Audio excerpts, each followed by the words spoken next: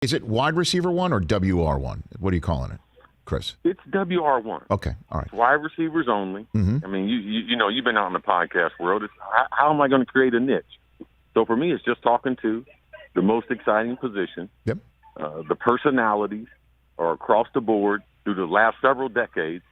So for me, I just thought that being a former wide receiver, getting their perspective on life, playing the game, what forced them to the position, all those things is what we talk about. Well, the question is so wide receiver 2s and 3s are not going to be in the invite list? Only WR1s, Chris?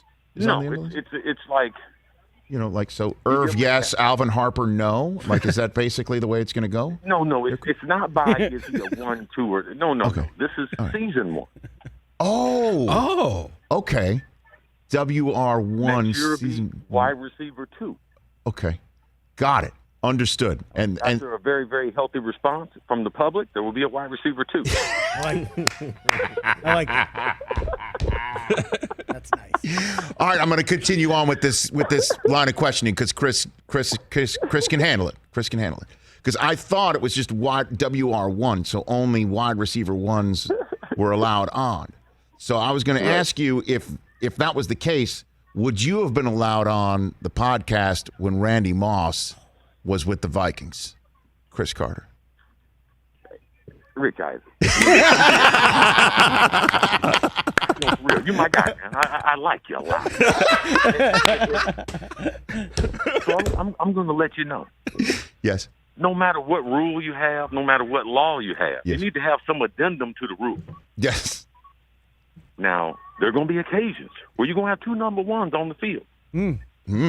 Before we got Randy Moss in Minnesota, Jake Reed and myself had compiled 4 consecutive 1,000-yard seasons, both of us, NFL records, before we got Randy Moss. Moss just kept the party going, man. We did another 3, so I had 7 years in a row where the other guy across from me had 1,000. So what would you make of that? Oh, that sounds like a wide receiver 1 to me. You know, I just was... Oh, okay. You know, I was just wondering, you know, about the velvet ropes you've placed around your guest list here for your pod. Because, I mean, you got Calvin, you got Mike Evans, you know, those are clearly wide receiver 1s. What did you talk about with Calvin? I mean, what a fascinating Hall of Fame speech I heard from him. We all heard from him back in August. Yeah. Chris, what did you talk about with Calvin? I mean, Calvin's a smart guy. I mean, he's got a great deal of interest. Of course, we talked about the Detroit situation, and it really just boiled down to respect about the money. He felt like there were a lot of games he went out there hurt, injured, didn't say anything.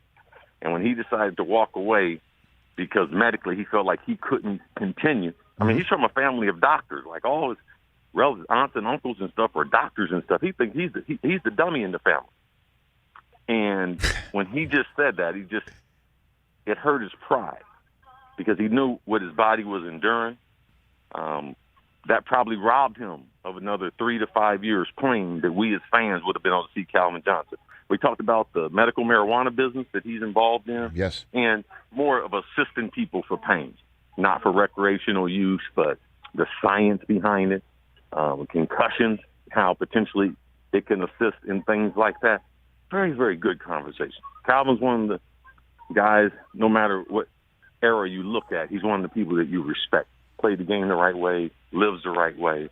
Been a great role model, great spokesperson for the game. Well, I was sitting there with my buddy Steve Weich, my NFL media group colleague Steve Weich, on the set, listening to that speech, and we were just looking at each other, nodding our heads about how terrific it was and the points he was making about, you know, medical marijuana and how it could be used in a way that is not allowed in so many different places because it's being thought that it's just a workaround for recreational use. And then when the speech was over, we both looked at each other and said there was one mention missing from the entire speech, and it was the Detroit Lions. He did not say the franchise's team name once in that speech.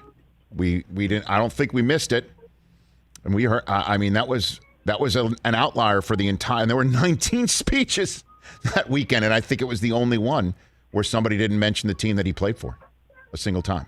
Yeah. Chris, I mean, that's your moment, and for him, he's not shying away from the subject.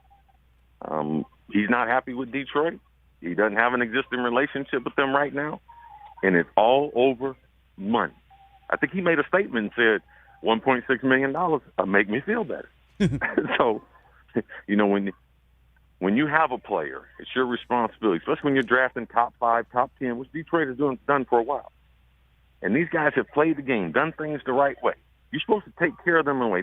I'm not saying all players should be settled, but the relationship with Detroit and Calvin Johnson, the only team that he knows, it should be better than what it is.